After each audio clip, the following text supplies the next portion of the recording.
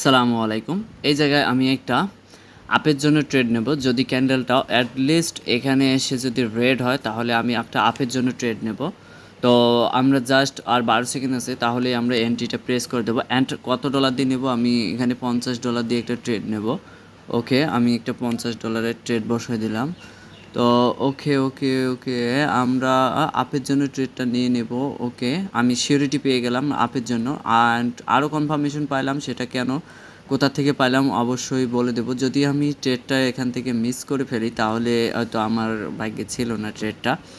তো তারপরও last second পর্যন্ত ওয়েট করি, দেখি ট্রেডটা পাই কি না। আমি লাস্ট সেকেন্ড পর্যন্ত ওয়েট করি, দেখি আর 8 সেকেন্ড আছে। ওকে, মেবি ট্রেডটা হয়তো পাবো না। আচ্ছা যাই হোক, ট্রেডটা পাবো না মেবি। ওকে যাই হোক, এটা একটা পুরোটাই আপট্রেন্ড মার্কেট, ঠিক আছে? Uptrend market. অ্যান্ড এখানে দেখেন এখানে লজিকটা হচ্ছে আরেকটা, এখানে রাউন্ড নাম্বার আছে। এই যে রাউন্ড নাম্বারে এখানে দেখেন, এখান থেকে মার্কেট রিটেস্ট করছে। অ্যান্ড রিটেস্ট করার কারণে এখান থেকে একটা রাউন্ড নাম্বার পাইলাম আমি শিওরলি। অ্যান্ড মার্কেট হচ্ছে আপট্রেন্ড মার্কেট। তো আমি আগেই বলে দিছিলাম যে আপের জন্য ট্রেডটা নেব। দেখেন ক্যান্ডেলটা কত বড় বিগ হয়ে গেছে। তো ওকে, এই ক্যান্ডেলটা আমি একটা ডাউনের জন্য ট্রেড নিয়ে নেব। ওকে, ও শিট ম্যান, নিচে পড়ে গেছে। যাই হোক, এখন কিছু করার নাই যেহেতু নিচে পড়ে গেছে। আর ডাউনের জন্য কেন নিলাম? এই কারণে পুরোটাই এখানে একটা আপট্রেন্ড মার্কেট, যেহেতু ডাউনের জন্য নেওয়াটা খুবই রিস্ক, বাট এখানে তারপরে নিলাম। এখানে একটা মারুবুজু টাইপের একটা ক্যান্ডেল তৈরি করছে, অ্যান্ড নিচে অ্যান্ড উপরে কোনো উইক নাই। আমি জানি যে পরে ক্যান্ডেলটা রিটেস্ট করবে, একটা রিটেস্টমেন্ট ক্যান্ডেল আসবে। তো এই লজিকে আমি একটা ডাউনের জন্য ট্রেড নিছি। তো আমার একটু বেসিক্যালি মিস হয়ে গেছে, কারণ ট্রেডটা আমার প্রেস করা ছিল এই জায়গায় উচিত, বাট ট্রেডটা পড়ে গেছে এই জায়গায়। জানি না ট্রেডটা লস হবে কি না, নাকি প্রফিট হবে, হ্যাঁ আমি বুঝতেছি না। কারণ একটা রিটেস্টমেন্ট অ্যাটলিস্ট রেড ক্যান্ডেল আসবে, এখন কত বড় আসবে সেটা বলাটা খুবই মুশকিল। কারণ এখানে ডোজি টাইপেও আসতে পারে, আবার অ্যাটলিস্ট বলা যাচ্ছে না। কারণ যেহেতু এখানে অল্প সেকেন্ড কম আছে, হয়তো আমি ট্রেডটা লস করে ফেলবো। ওকে, আমি ট্রেডটা পুরোটাই লস করে ফেললাম। $50 একটা ট্রেড আমি লস করে ফেলছি।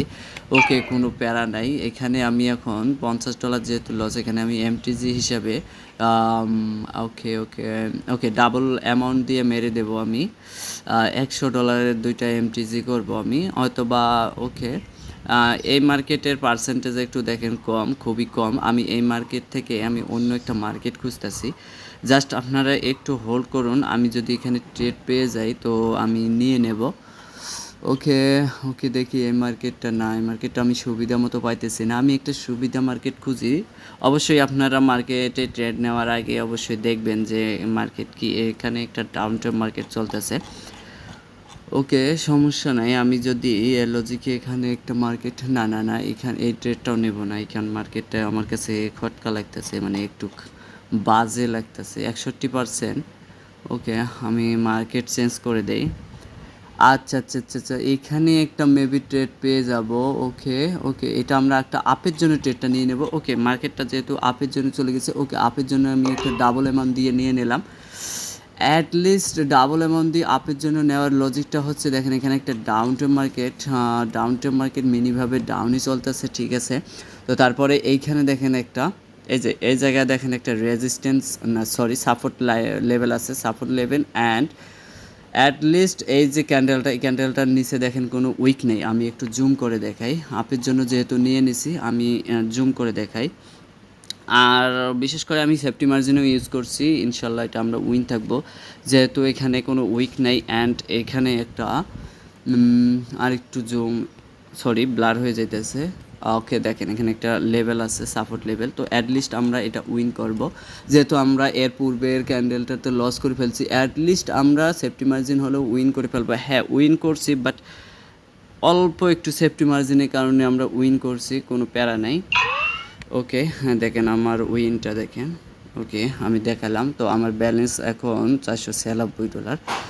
ওকে, কোনো প্যারা নাই, যেহেতু আমরা উইন করছি। তারপরও এই ক্যান্ডেলটা আমাদের আপে যাওয়ার কথা ছিল, বাট তারপরে ওকে, আপে না যাওয়ার একটাই রিজন হচ্ছে, এখন আমি মনে করতেছি নিচে একটা লেভেল আছে রাউন্ড নাম্বারের সাথে, ঠিক আছে, নিচে একটা লেভেল আছে রাউন্ড নাম্বারের সাথে, অ্যান্ড অ্যাটলিস্ট এখানে একটা রেড ক্যান্ডেল আসারই কথা বা এই গ্যাপটা পূরণ করার কথা।